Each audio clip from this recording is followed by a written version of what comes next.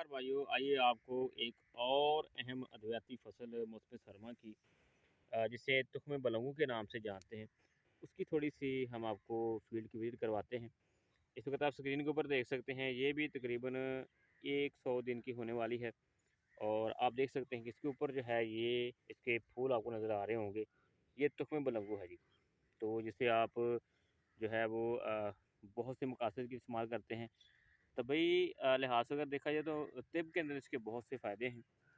तो काश्तकार भाइयों इसे भी जो है आप मौसम सरमा के अंदर जो है वो काश करके बेहतर मुनाफ़ा हासिल कर सकते हैं। लेकिन एक बात याद रखें, क्योंकि हमें इनकी मैनेजमेंट में थोड़ा-सा जो है वो टाइम लगता है, तो पहले साल जो है आप थोड़े रकबे और काश्त कर लें, उसके बाद इसको आप बढ़ा लें।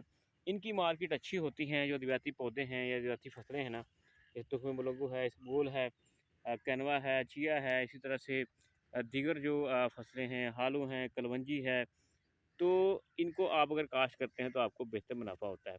तो आप देख सकते हैं इस वक़्त स्क्रीन के ऊपर, ये इस वक़्त आप स्क्रीन के ऊपर तुख्म बलगों की जो है फसल आप देख सकते हैं।